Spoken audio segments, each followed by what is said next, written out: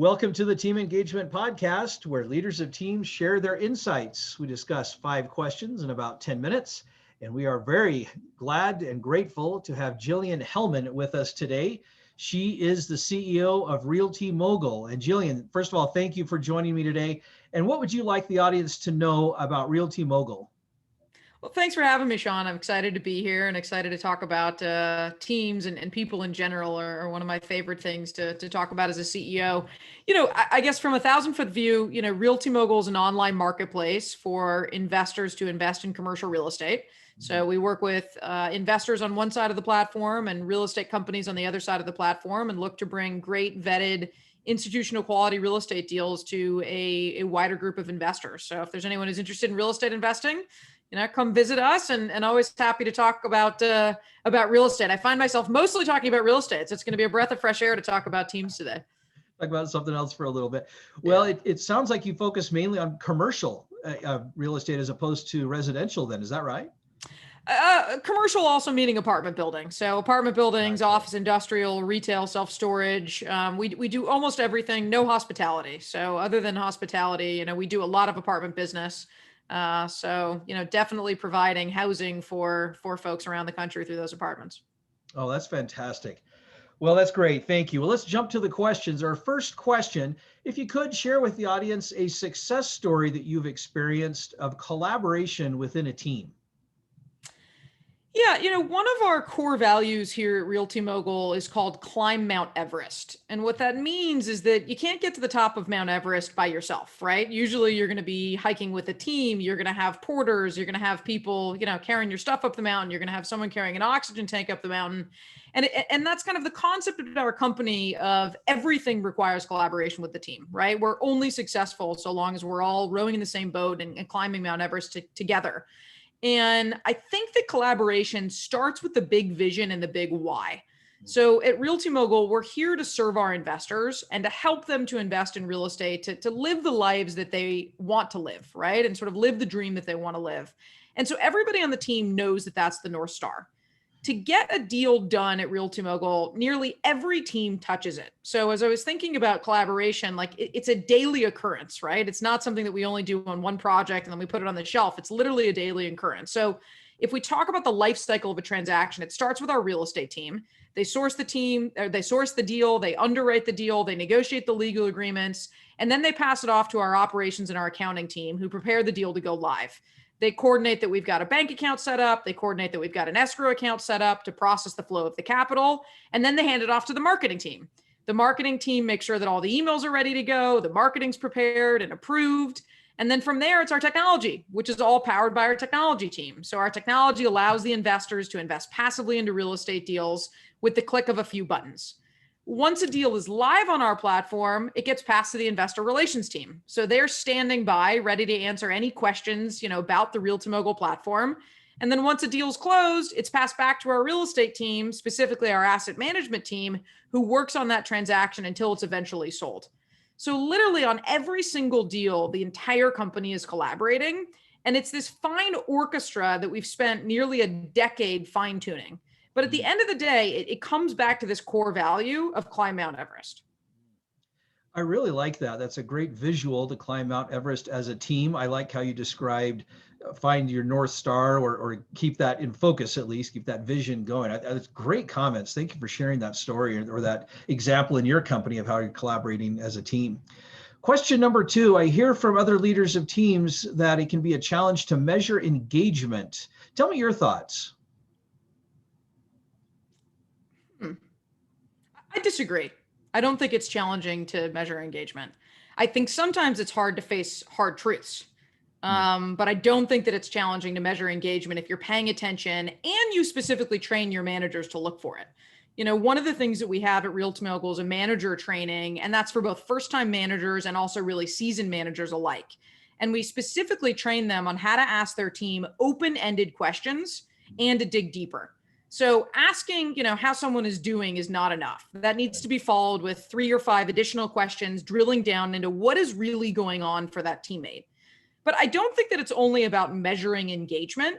I think it's about setting up a culture from the beginning where people are actually engaged, right? And I think of that as like, you don't have to worry about measuring engagement and getting good at measuring engagement if you can deal with the root cause of the problem, which is actually having an engaged team, right? And so maybe if I just shift the question a little bit about how do you build an engaged team, we start that by sharing our BHAG, which is our big, hairy, audacious goal. So that's our, goal that's 5+ years out.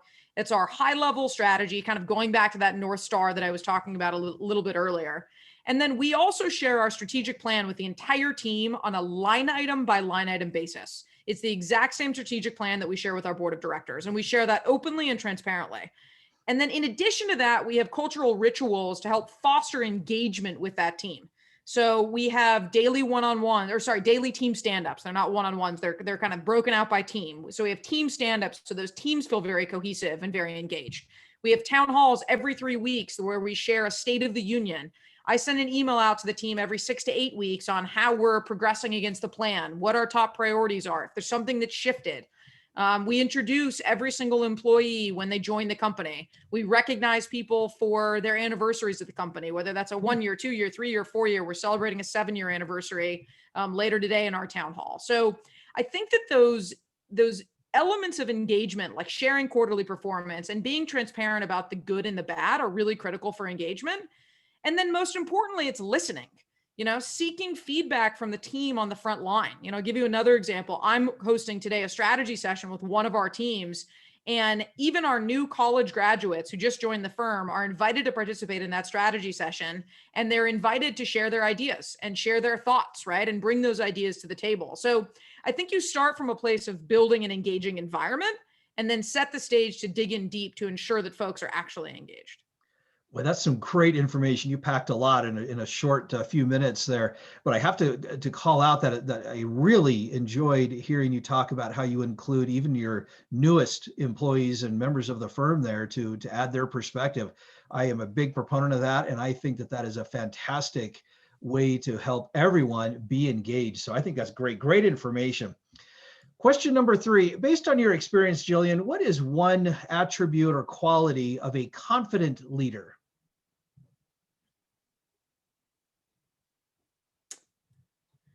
I think being humble, not assuming that you know everything, truly listening to the team because you know that they're capable of greatness and you want to pull that greatness out of them and foster an environment where you can and where they've got, ideas that they can contribute to the success of the business. So I'd say being humble.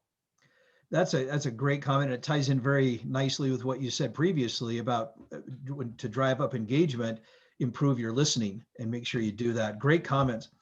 Question number 4, is there a person or an experience that you'd like to share of someone that made an impact in your life?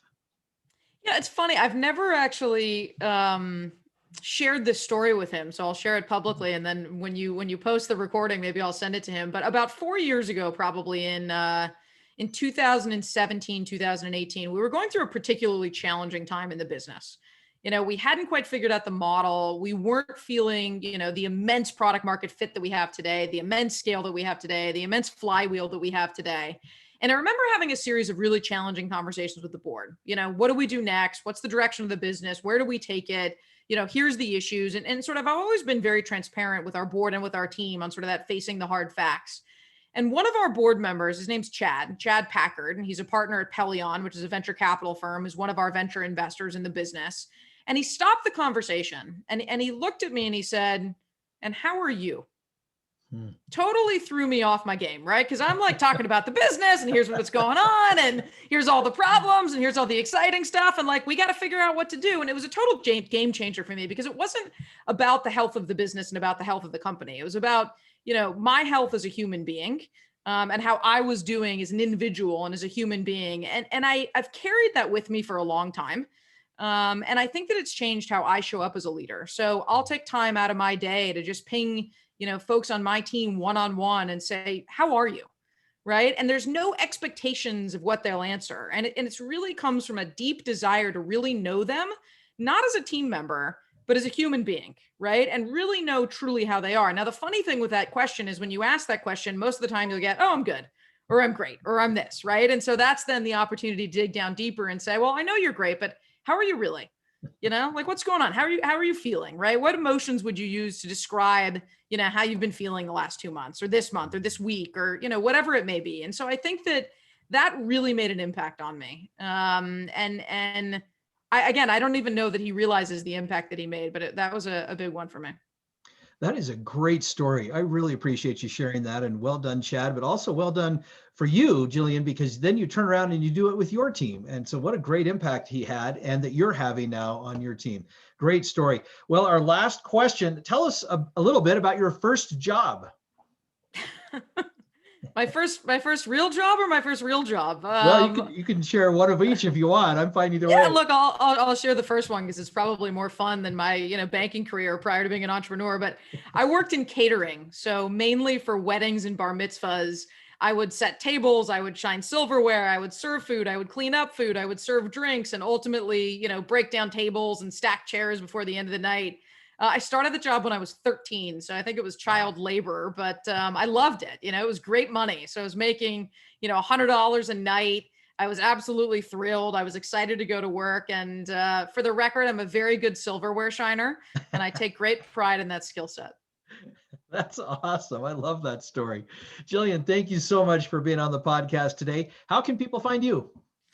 Feel free to reach us at RealtyMogul.com. So feel free to go to RealtyMogul.com. If you want to learn more about real estate, we've got a great knowledge center. It's all free. You can go, plug around in there and learn. And if you want to sign up for a user account, you can start seeing some of the investments that we're doing. And team is standing by. I'm always available if anyone has, questions or otherwise want to chat team or culture or anything. I try and make myself accessible, and I really love what I do.